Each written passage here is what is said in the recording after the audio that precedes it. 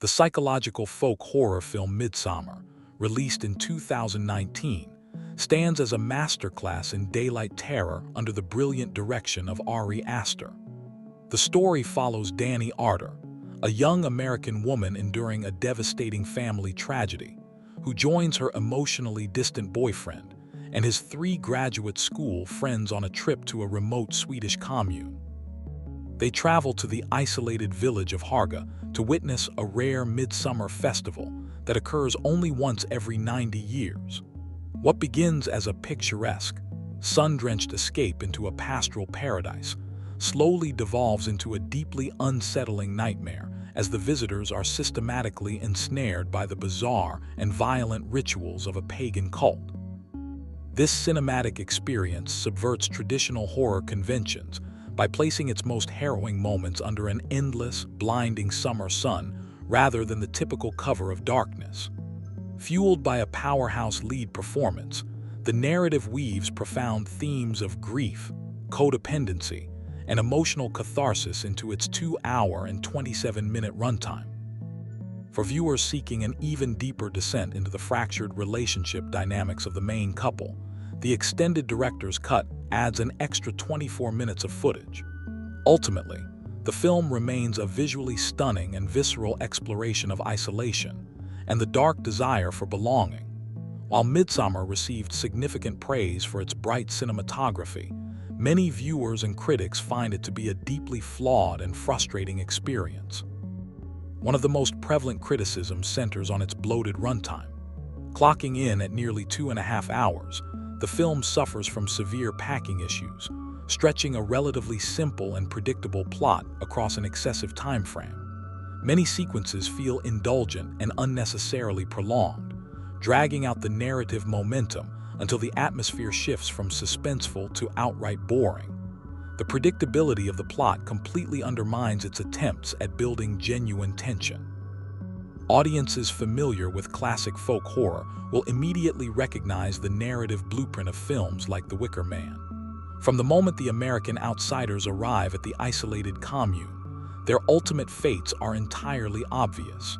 The screenplay heavily relies on blatant foreshadowing, such as opening murals and explicit tapestries that literalize future events, leaving absolutely no room for surprise, mystery, or subversion. A major barrier to emotional engagement is the cast of thoroughly unlikable and shallow characters. Aside from Dani, who is defined almost entirely by her trauma, the supporting characters are written as standard, formulaic horror movie archetypes. They lack depth, nuance, and basic self-awareness, making it incredibly difficult for the audience to care about what happens to them. Their superficial motivations make their presence in the village feel less like an organic narrative and more like a checklist for inevitable slaughter. Compounding the issue of weak characterization is the infuriatingly illogical behavior exhibited by the group.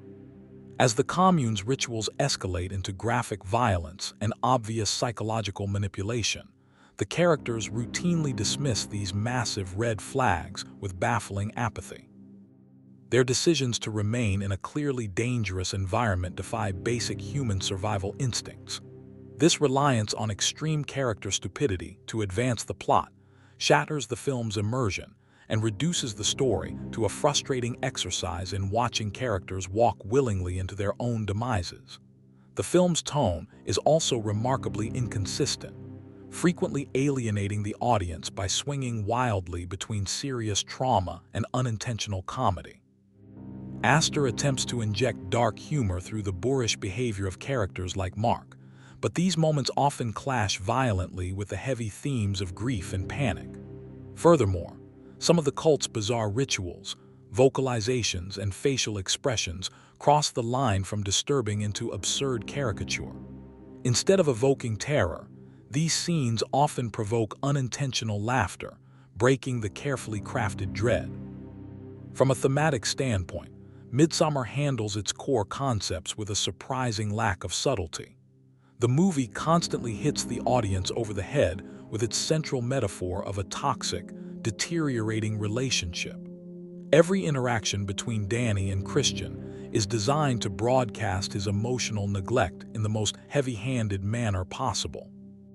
By flattening the relationship into a black and white dynamic of a suffering saint and a completely unredeemable jerk, the film strips away the complex, painful nuances of real-world codependency.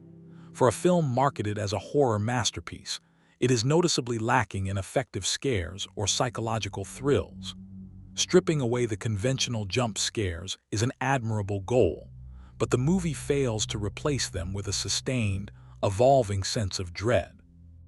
Once the initial novelty of the daylight setting wears off, the film relies almost exclusively on stomach-churning gore and body horror to shock the viewer.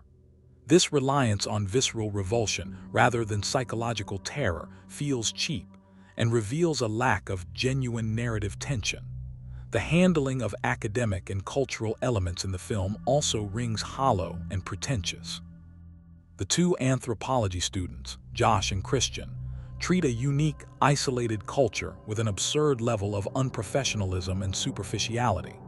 Their competing thesis storylines are half-baked and serve only as clumsy plot devices to justify why they violate the cult's sacred rules. This shallow portrayal of academic pursuit reduces potentially fascinating cultural friction to a generic excuse for character punishment. Additionally, the film handles its depiction of mental illness and physical deformity in ways that many find highly problematic and regressive. The narrative uses a severely deformed character, Reuben, as a mystical plot prop born from deliberate inbreeding to interpret the cult's holy text. By associating physical disability and severe mental illness with inherent creepiness and occult abnormalities, the film falls back on cheap, ableist tropes that contradict its otherwise progressive, art house aspirations. Finally, the ending of the film delivers a deeply cynical and unearned sense of catharsis. Danny's ultimate acceptance by the cult is framed as a twisted form of emotional liberation and healing from her grief. However, swapping a neglectful boyfriend for a murderous, brainwashing pagan cult is not genuine empowerment. It is a total psychological collapse. By romanticizing her submission to a toxic collective, the film offers a bleak, deeply nihilistic conclusion that masquerades as a triumphant emotional breakthrough. Ultimately, Midsommar remains a deeply polarizing piece of modern cinema that splits audiences down the middle. For its detractors, the film is an overlong, predictable, and pretentious exercise in daylight shock value that relies on unlikable characters making illogical choices to drive its narrative forward.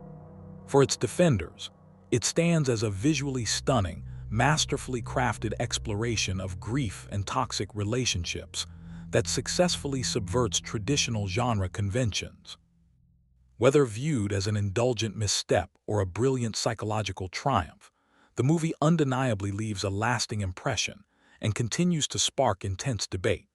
The film's legacy is firmly rooted in this division, cementing its place as a major talking point in the modern folk horror landscape.